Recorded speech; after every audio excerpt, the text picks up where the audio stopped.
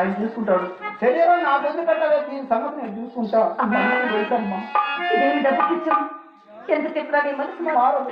నువ్వెంత చెప్పినా నా మనసు మారదు. ఈ పాలు నేను చెయ్యను చెయ్యను చెయ్యను. అబ్బో నీ వయసు నాకుంటే ఈ ఊరిని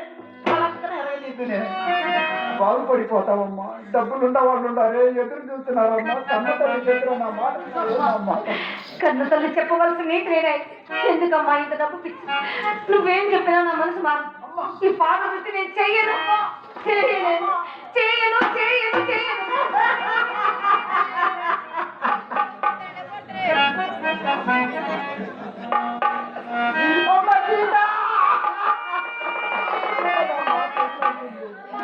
అయినా నేను ఎవరి కోసమే డబ్బు సంపాదించాను, నీ కోసమేగా. అంటే నా మాటినప్పుడు నేను ఎవరి కోసం బతకాలా, ఎవరి కోసం? అమ్మ బట్టలు సరే అమ్మా, నువ్వేం చెప్తే చెప్తాను, నువ్వేం చెప్తే అదే చేస్తాను.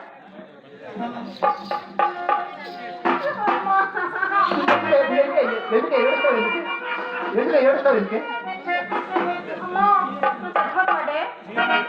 ఎందుకు చెప్తాను? నేను చచ్చిపోతున్నాను, నీ గతి ఏందని ఆలోచించేది. మన పెళ్లి చచ్చిపోవట్రాదమ్మా. యలవంతరావు గారు చూసుకోండి, ఆయనకి ఎవరు లేరు. వండి పెట్టే దిక్కు కాబట్టి. అయినా నేను ఎందుకు చెప్తానే, మన ప్రభుత్వం వాళ్ళు బజార్కు ఒక ప్రాంతం సభ్యతి ఈ దేశాన్ని సగమే నాశనం చేసింది. ఈ దేశాన్ని పూర్తిగా నాశనం చేసిందాక నేను సావలేదు. అక్కను భయపెట్టడం కోసం ఊరికి అమ్మ గీత అక్క దగ్గరలోకి వెళ్ళి పక్కేసి మల్లెపూలు చల్లవే. నేను పక్కను మల్లెపూలు కూడా చల్లను. పక్కేంటే పల్లెట జరిగితే నువ్వే నన్ను పక్కలేసి పూలు చల్లమంటున్నావా? నేను అలా బజార్కి ఆడుకుంటూ వెళ్ళినప్పుడు గీత పక్కలేస్తుంది, గీత పక్కలేస్తున్నాను. వీళ్ళందరూ నన్ను ఎక్కడేస్తున్నారే, అమ్మా నేను పక్కలేయనే. ఈసారి నిన్న ఎవరైనా మాట అడిగితే పదవులో ఉన్న వాడికంటే పక్కలేసే వాడిగా పలుకు పడి తెలుసని చెప్పమ్మా. అయితే పైకి వస్తావమ్మా. అమ్మా గీత ముస్తావు కానీ ముస్తావు కానీ సార్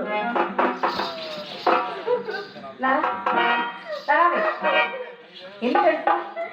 నేనేమో కుడతానేమో అని అప్పుడే వేస్తున్నావా?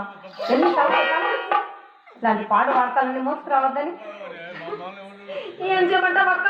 చెప్తే నీ కోపం, చెప్పకపోతే కోపం. నీ ఇద్దరు మధ్యలో నేను చచ్చిపోతున్నానక్క. నువ్వు మాత్రం ఏం చేయగలవు? వెళ్ళి అమ్మ చెప్పిన పని ఏదో చేసి పెట్టు. పాడు ఏమి వృత్తి కృష్ణ, నీ పాదార విందము సోకిన చోట గరిగ పోచగానైనా జన్మింప చేయక నన్ను పాడు కులమున ఏళ్ళ జన్మింప చేస్తువయ్యా.